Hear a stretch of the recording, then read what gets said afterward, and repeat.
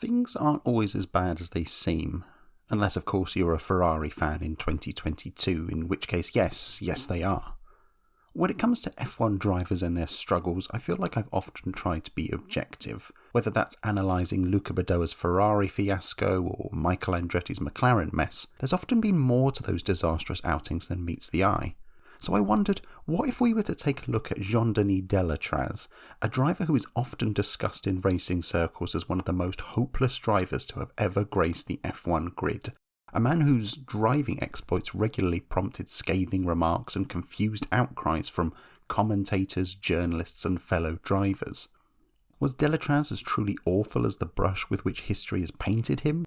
Or are we missing a key component to his tale that explains away his apparent struggles? And whilst there were a number of other candidates that I could have looked at, your Yuji Ides, Alpises or your Giovanna Amatis, I would argue that none of the above, whilst remembered as being equally dreadful as Delétraz, had as much of an impact on the legacy of Formula One. And that's something else I want to explore today. The impact his exploits had on the sport, not just at the time, but that would arguably transform the landscape of F1 forever. Born on the 1st of October 1963 in Geneva, Switzerland, Jean-Denis certainly must have done something impressive in his younger years, as for a long period of time his name was proudly emblazoned along the likes of French F1 legends Alain Prost, René Arnoux and Jean Alesi as a graduate of the Winfield Racing School at Paul Ricard, though it seems someone has, maybe sensibly, now omitted his name from the company website. By 1984 he was racing in Formula Ford, and 2 years in the French and European categories brought home 2 wins and 5 podiums, and 3rd overall in the French series in 1985. But a pretty damning indictment of his abilities going forward would be that those pair of victories would be his last for another 15 years. Between 85 and 87 he raced in French Formula 3, dabbling in the British and German series at the same time, and finding success in absolutely none of them. It took until 1987 for any points to come his way, and even then the 11 he scraped together only ranked him 14th, 133 behind champion Jean Alesi. 11 points in 3 years wasn't the resume to warrant a promotion into Formula 3000, just a step below Formula 1. But even this early in his career, Jean-Denis was being recognised as a man with moolah to throw around. So there was little doubt that it was a large bundle of cash that got him into Formula 3000 for 1988, where Jean-Denis promptly found himself at a team that sounded like an Aldi brand racing team, Sport Auto Racing. After 6 races he'd failed to qualify for half of them, with the best result of 9th, whilst teammate Fabien Giroux had a front row start and 3 points to his name. But when promising young Frenchman Michel Troll suffered a serious accident at Brands Hatch, Jean-Denis took over his seat at GBDA, alongside eventual championship runner-up Olivier Grouillard. His performances picked up, and back-to-back podiums vaulted him to rank 13th overall, just behind the likes of French duo Alesi and Eric Bernard. For 1989 he moved across to First Racing, but whilst teammates Marco Apicella and Fabrizio Giovanardi were delivering wins and podiums en route to 4th and 10th place respectively, Jean-Denis had apparently chosen to forget all he'd learned during his briefly successful period at the end of the previous year, just like the time I learnt how to make homemade wine and forgot how to drive. Like a blunt pencil, Jean-Denis' season was entirely pointless, with 9th in Dijon the best he could muster. Both 1990 and 91 were just as dreadful for Delétraz in Formula 3000. 1990 was a copy-paste of the previous year, Apicella and Giovanardi on the podium, Delétraz empty-handed. He only raced in the opening 5 rounds, DNQing twice, crashing twice, and only finishing once, 7th at Donington. At this point Delétraz bought First Racing and became team boss. That would explain why he didn't enter any more races that year, and it's certainly a nicer explanation than simply being booted out. For 1991, Delétraz was back in the driving seat at First once more, alongside promising hot shoes Giovanni Bonanno and Eric Hellery. But it quickly descended into a total mess. After one race, Bonanno was released in favour of German Michael Bartels. Jean-Denis lasted 3 races, failing to finish any, and when Bonanno brought about legal action on the team, first were impounded by the Italian courts. Sensibly, no one in Formula 3000 wanted anything to do with Jean-Denis after all that, and so in an effort to revitalise his career, he headed to the world of touring cars. Between 92 and 94, he raced in the French Touring Car Championship, with the highlight being signed by the Works Seat team in 94, though he ranked only 13th overall.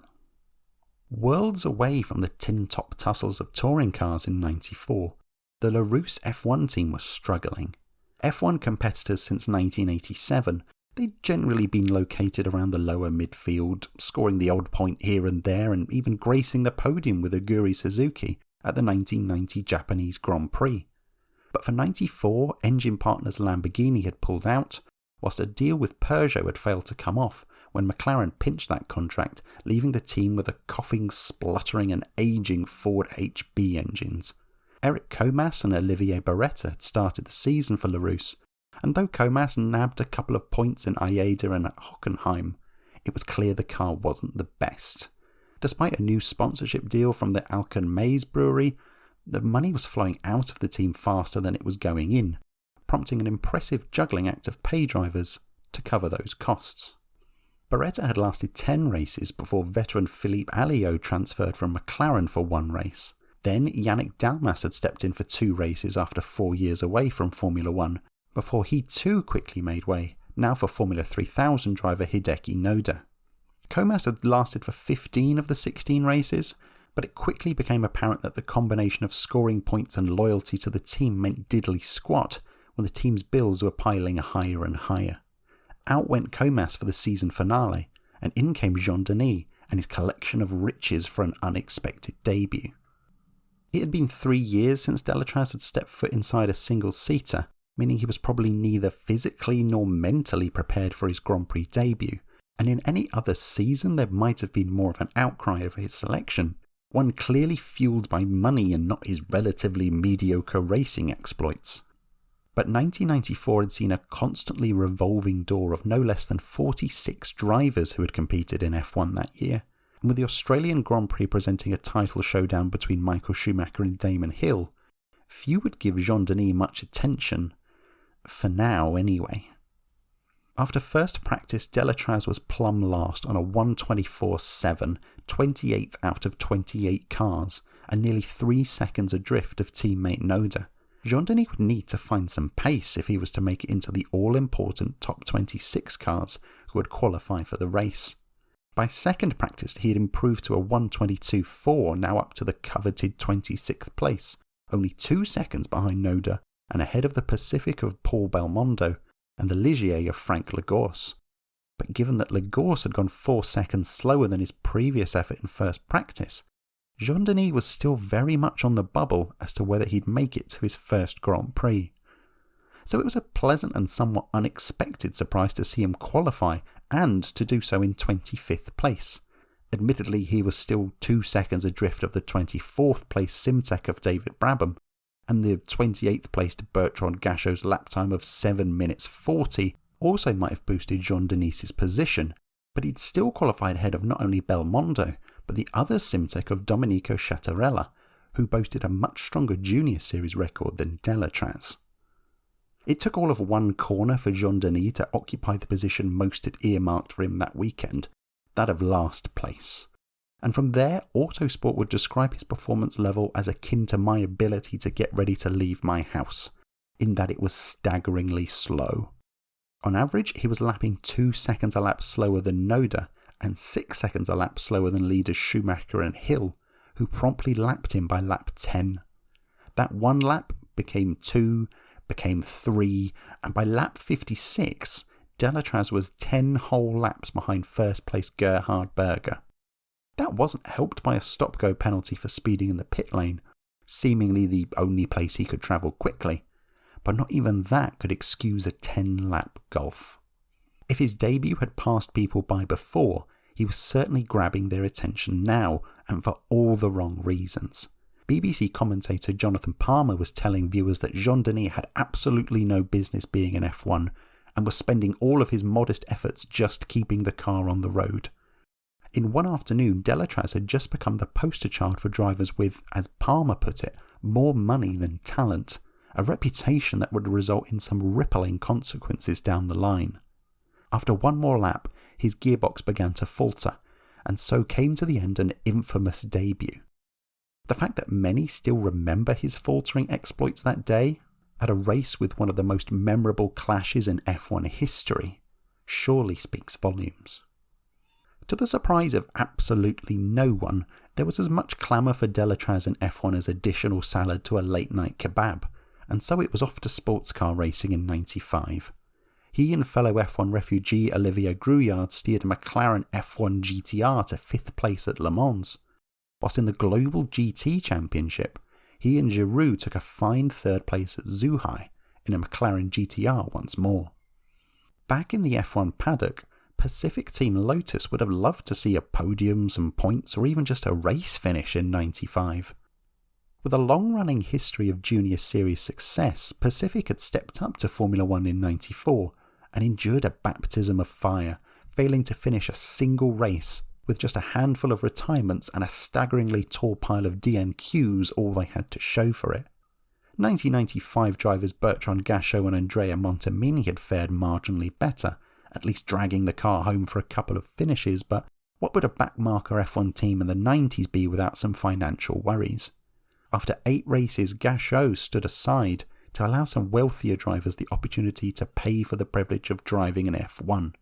Italian nobleman Giovanni Lavaggi, known to English speakers by the literal translation of his name Johnny Carwash, took a 4-race deal and enjoyed that tenure being mired at the back throughout.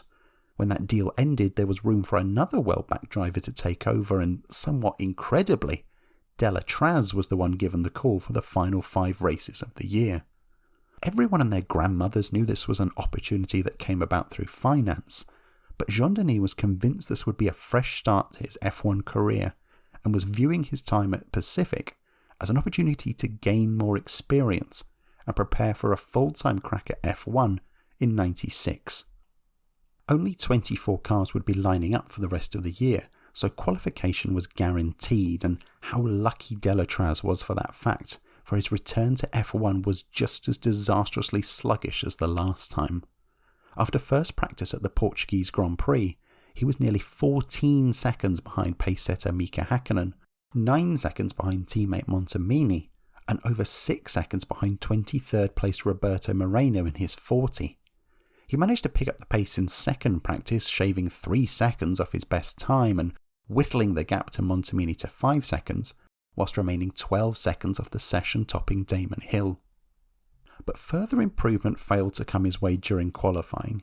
In the first session, Delétraz was driving so slow that he let the revs drop too low whilst on track and promptly stalled the car slap bang on the racing line. The marshals had to come push start him, and for that faux pas, all his times for the day were disqualified. No one could be sure if his lack of speed was because of a cautious approach, inexperience with the car, or just a downright lack of talent. All that mattered was just how slow he was. Veteran F1 journalist Nigel Roebuck was the latest with scathing words for Jean-Denis, stating that his exploits made predecessor Lavaggi look like pre-war legend Tazio Nuvolari. For those with less historical insight, that would be like making Nikita Mazepin look like Ayrton Senna. Yeah, ouch. Thankfully, he did set a time in Saturday qualifying, but it was only good enough for, shockingly, dead last. In his defence, he was hindered by ongoing gearbox problems, but not even such issues could excuse a time that was 12 seconds from pole sitter David Coulthard in his Williams, 7 seconds from Montemini, and 4 seconds behind the Formula 3000 pole timer. In fact, Jean-Denis' lap time in a Formula 1 car would have only placed him 22nd for the Junior Series race. Now it was Damon Hill's time to weigh in on Delétraz's performance, quoted as saying, "Let's hope he breaks down early in the race." Double ouch. 3 laps into the start of the race and Delétraz was already 40 seconds adrift of Coulthard in the lead, and by lap 7 he'd been lapped, having been circulating 12 seconds slower than the Williams and nearly 8 seconds slower than Montemini. Hill's wish came true 7 laps later when Jean-Denis retired with severe cramp in his left arm. What made this especially impressive and simultaneously confusing was the fact that the circuit of Estoril was a clockwise circuit where the right arm was under more strain throughout. It was an issue that drew criticism from a number of places, whilst Roebuck was quick to question Delétraz's, as Roebuck put it, very special interpretation of Grand Prix driving.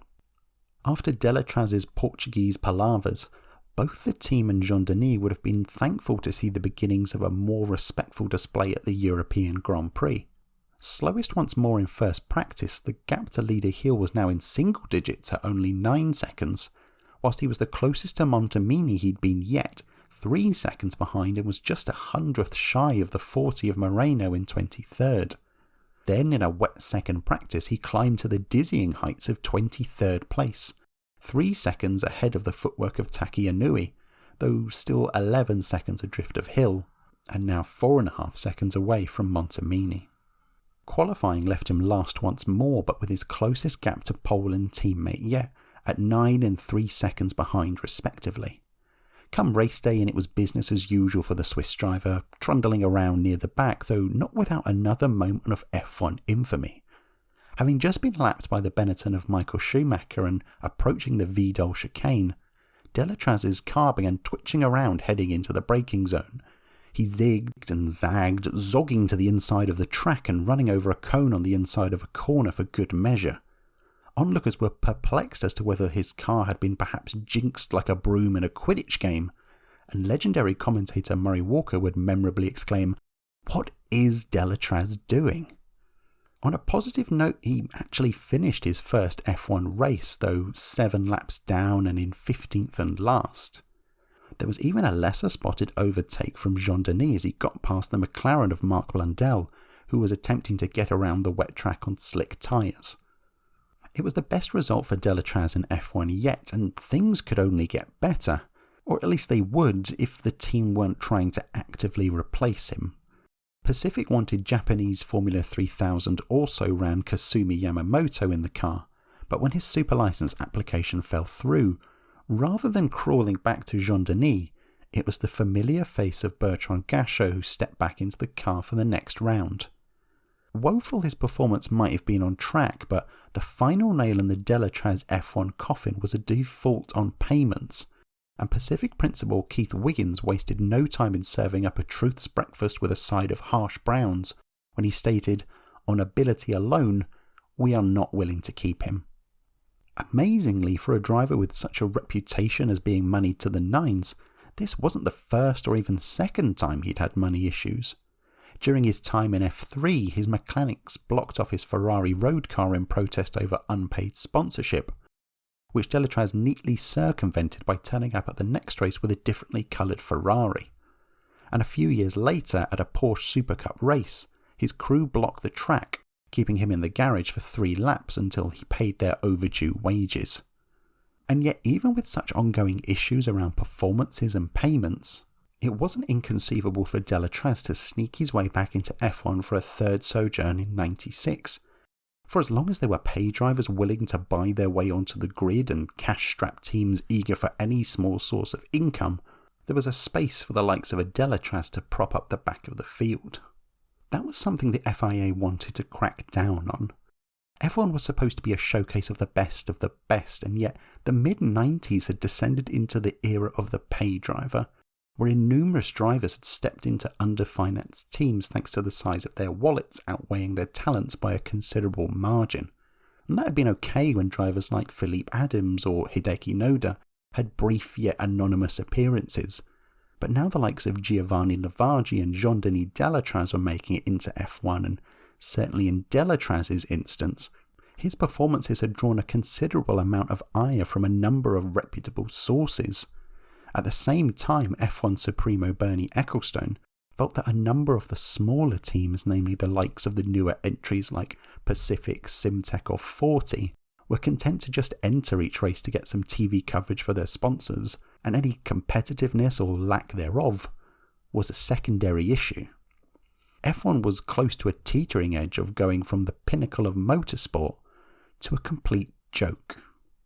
Something needed to be done to keep F1 competitive and polish its image as the premier class of racing, and so the Formula One Commission provided a recommendation to the FIA to do exactly that with a brand new regulation, nicknamed the Delétraz rule by fans of the sport, but known to the masses as the 107% rule. The introduction of this new rule meant that gone were the days of any driver or team being able to rock up to a weekend and be guaranteed to start a race, regardless of their competitiveness. Now, a driver had to set a lap time within 107% of pole position, i.e. if pole was 100 seconds, then a driver would need to record a lap time of 107 seconds or less. And if they failed to make that, they wouldn't be allowed to start the race unless given permission to do so by the race stewards. Had such a rule been in place when Jean-Denis entered F1, he would never have been allowed to start a race, being as close as just under a second away from 107% when he debuted for Larrousse, but as distant as 6 seconds away from making the cut on his return with Pacific. It seemed F1 as a whole agreed with Wiggins' assessment that, on ability alone, we are not willing to keep him. No one had any curiosity whether Delétraz would have been able to improve enough to hit that 107% margin at a race weekend, which, added to his reputation as a pay driver who wasn't making payments, sounded the death knell on his F1 tenure. Back to sports cars went Jean-Denis, where we got to see his racing talent spark into life. From 9 starts at the Le Mans 24 Hours, he produced 2 class wins, and 9 years of racing in the FIA GT Championship between 1997 and 2008 saw him take 9 race wins and finished 3rd overall in 2006 and 2007. Post-2012, when he undertook a season in the World Endurance Championship, he slowly stepped away from racing, though you can still find him at events such as the Monaco Historic Grand Prix, hustling vintage F1 cars to much loftier positions than when he last drove an F1 car. His son Louis was born in 1997 and promptly followed in his dad's footsteps, climbing as high as Formula 2 in the racing ladder, and became part of the Haas F1 test team between 2018 and 2020. But when a spot opened up at the end of the year after Romain Grosjean's horror crash in Bahrain, it was the other test driver of Pietro Fittipaldi who got the nod, and Louis promptly headed off to sports cars, finding a plethora of success in the European Le Mans series the past 2 years, emulating his father's successes. So was Jean-Denis Delétraz truly that dreadful? I do feel like Phoenix right now, backed into a corner with little evidence to suggest otherwise, but for the hell of it, let's throw an objection out there. On both occasions that Jean-Denis headed into F1, it was with minimal track time or recent relevant experience. The 94 debut with Larrousse had been after 3 years away from any sort of single-seater experience, and the return in 95 with Pacific had been after a return to sports cars with seemingly minimal to no testing with either before returning. If you cast your minds back to Luca Badoer's floundering at Ferrari, Luca said it was the lack of recent track time that hurt him the most, in that it was the 10 months away from testing that had exacerbated his struggles. It's not an easy task to just jump into an F1 car and act like no time's passed. But on the flip side of that argument, you have someone like Kevin Magnussen, returning to F1 in 2022 after a year away and after minimal pre-season testing, promptly taking 5th in his first race back. Or even Nico Hülkenberg in recent years, so often called up last minute and still being competitive. It can be done by drivers of a higher level. What will make that easier is stepping into competitive and familiar machinery. In those examples, both Messrs Magnussen and Hülkenberg dropped back into comfortably midfield cars, whereas Delétraz was far removed from such a scenario. The cars he was placed within were underfinanced and thus underdeveloped and uncompetitive, without the financial backing to push them any further. Equally, he dropped into teams at the tail end or very end of a season, meaning any hopes of development would have been dwindling if non-existent. And across the garage from him, he had teammates in Hideki Noda and Andrea Montemini who, when Delétraz had joined, had only taken part in 2 and 13 Grand Prix respectively. So it's not as if he had an experienced head opposite to guide himself or the team across a Grand Prix weekend to the best setup available. Being sat opposite Michael Schumacher wouldn't have vaulted his cars to podium potential, but having that optimum setup would have certainly shaved that time difference down a bit. All those aforementioned problems, the inexperience, the uncompetitive cars and environments could potentially excuse his performances, but really those factors only cover up maybe a second or two in lap time, and that still leaves the inexcusable gulf of 10 seconds or more that he was off the pace to account for. And sadly, the only way we can do that is with the conclusion that Jean-Denis just wasn't a good F1 driver. Because Jean-Denis knew all of this information. Neither the Larrousse or Pacific had shown an ounce of competitiveness, and Delétraz knew he didn't have the single-seater experience or track record to back him. He'd struggled in single-seaters ever since he'd graduated from Formula Ford, so why would a step into the Premier class have improved matters?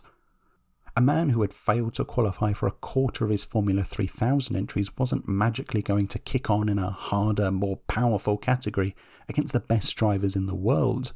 And you can back yourself to the ends of the earth, but everyone still knows their limitations. The harsh truth, it seems, was that Jean-Denis Delétraz just wasn't cut out for the world of Formula 1. The man was saddled with a lack of, not racing talent, no, the fact that he has raced successfully in sports cars and at Le Mans shows that this is a man who knows how to drive a race car, and knows how to drive one quickly. But what he didn't have was a separate category of talent, one reserved just for F1. Driving in F1 takes a special sort, and it was very clear that F1 was not his forte. I know I have said in the past being in F1 is better than not at all, so it would be hypocritical of me to skip over that argument.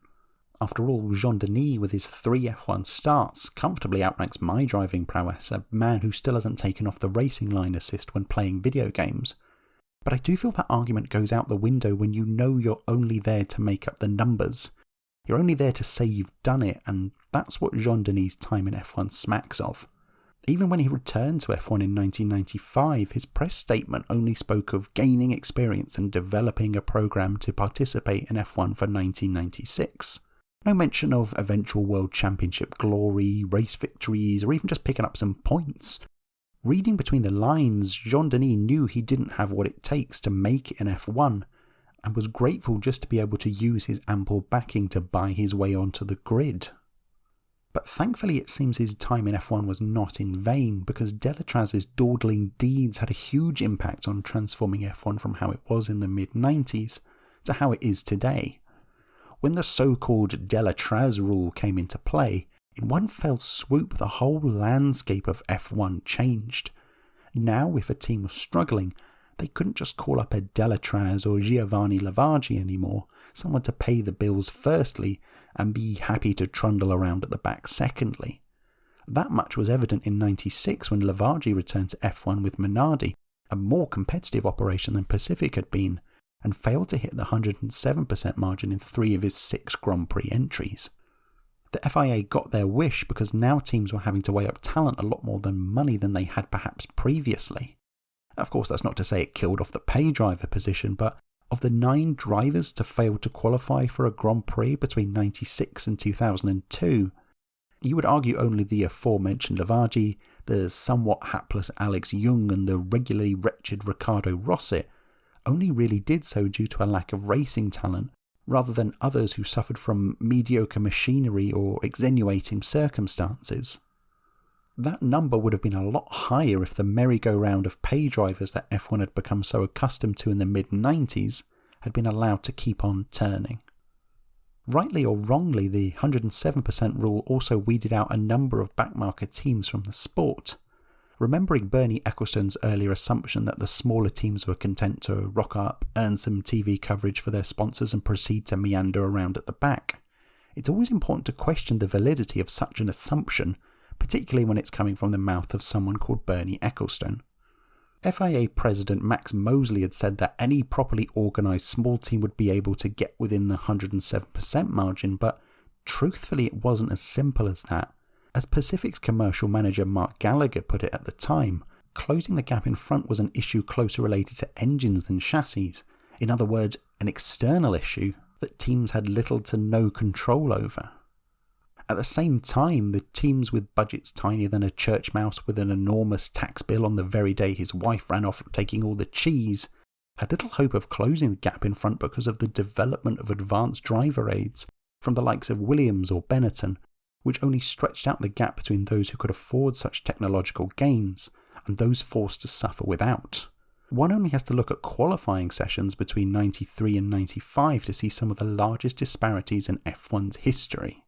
Take the 1993 Spanish Grand Prix, where if the 107% rule had been in place, only 17 of the 26 cars would have been allowed to start, and those failing to qualify would have included the likes of Ligier, Jordan, Tyrrell, Martin Brundle, Christian Fittipaldi and Thierry Boutsen. Hardly an uncompetitive bunch, and it shows that whilst the 107% rule might have been good for clearing out off-the-pace drivers, it wasn't always representative of off-the-pace teams, only teams off the pace of a pace that they had no hope of matching. One by one, those smaller teams exited the sport that they had increasingly less of a shot at, and F1 went from a sport where anyone could have a crack at it, as it had been pretty much since the first race in 1950, to the cold elitist club it's become today, and a stagnation in new entries, with Haas the only new team to join the F1 circus since 2011. On one hand, that can be argued to be a good thing. After all, with that 107% rule in place, F1 was able to stamp out partial entries like MasterCard Lola in 97 very quickly, avoiding a humiliating tenure spent at the tailest of tail ends of the grid, and any other prospective entrants knew they had to be fully committed to making it work, resulting in a competitive spread of cars up and down the field. But on the other, it deprived F1 of the charm of those backmarkers, underdogs to cheer upon, whose brief moments in the spotlight, their tiniest triumphs, were a welcome return in a sport where so often the same faces and names can dominate it at the front. Michael Schumacher's level of commitment and detail to F1 changed the front of the grid in the 90s, but Delétraz's dreadful dramas changed the back of the grid, and in doing so, who was and who wasn't on the grid in the near future. So if, for whatever reason, you find yourself rewatching the 1995 European Grand Prix and you arrive at Murray Walker's exclamation of, "And what is Delétraz doing?"